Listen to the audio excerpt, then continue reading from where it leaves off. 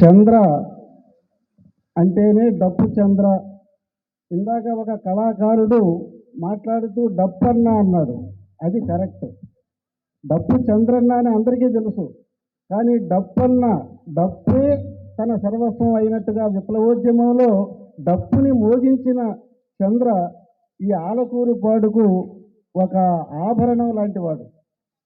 ఎక్కడో పుట్టి ఎక్కడో పెరిగి ఇక్కడికొచ్చి తాను డీక్లాసిఫై అయి, అంటే తన వర్ణాన్ని, తన అగ్రవర్ణాన్ని కూడా మర్చిపోయి జనంతో కలిసిపోయినటువంటి డప్పు చంద్రన్న సామాన్యమైన మానవుడిగా కనిపిస్తాడు, కానీ అతను సామాన్యుడు కాదు, అసామాన్యుడు.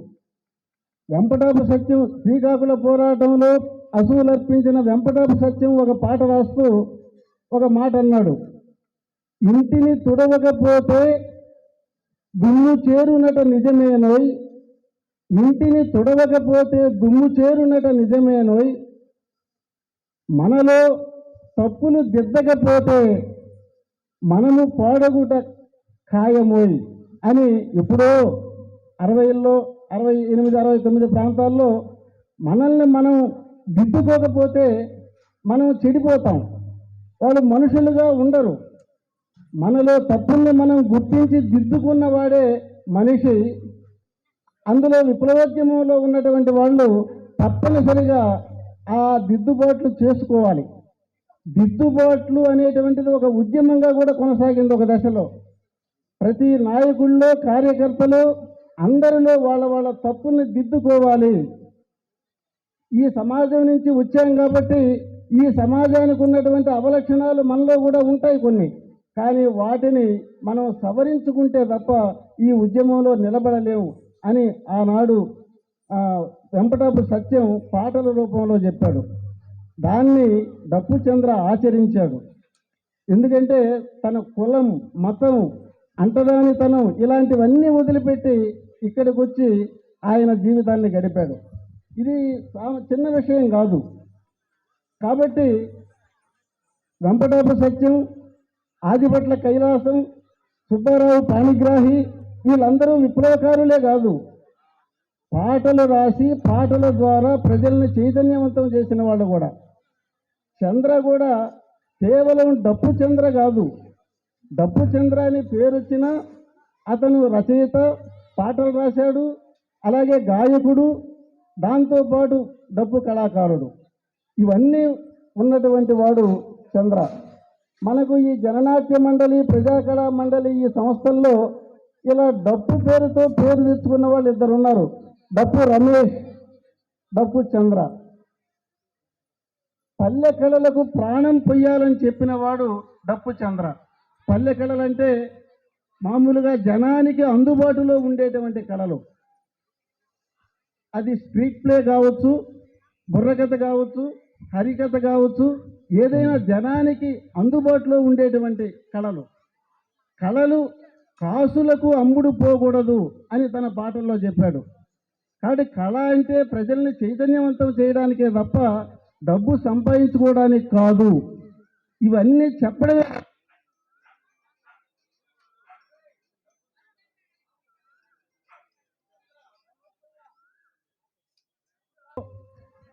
ఉండడం.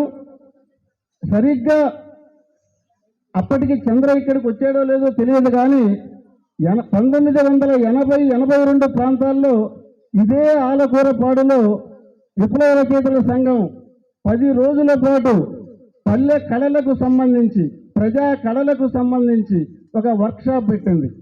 10 రోజుల పాటు నాటకాలు నేర్చుకున్నారు, బుర్రకథలు నేర్చుకున్నారు, వీధి నాటికలు నేర్చుకున్నారు.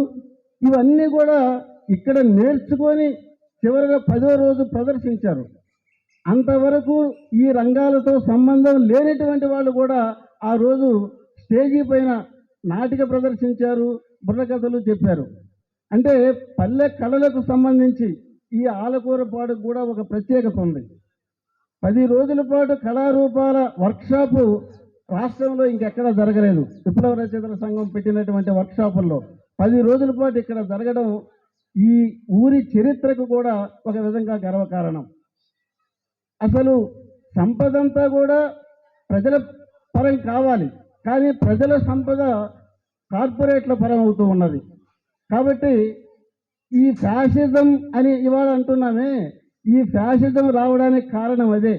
ఈ సంపదను కార్పొరేట్లకు చేర్చాలి అంటే ఫ్యాసిస్టు ధోరణిని అమలుపరచాలి తప్పదు పాలక వర్గాలకు.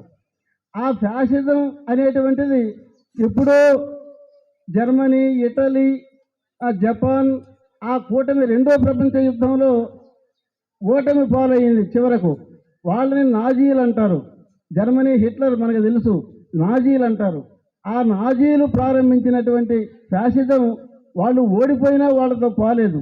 ఆ భావజాలం ఇవాటి వరకు కొనసాగుతూ ఉంది.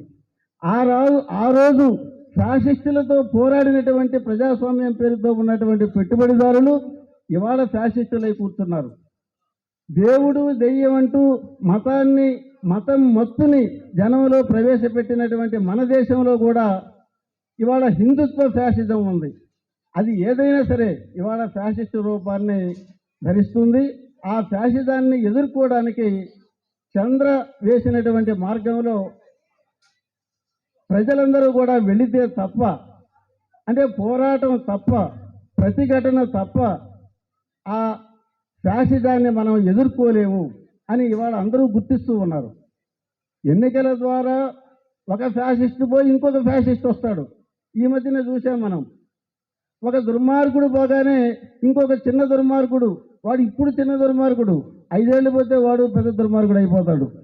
కాబట్టి ఒకడు పోయి ఒకడు వచ్చినందుకు మనం ఆ రోజు సంతోషిస్తామేమో కానీ అది శాశ్వతం కాదు. కాబట్టి ఎప్పటికైనా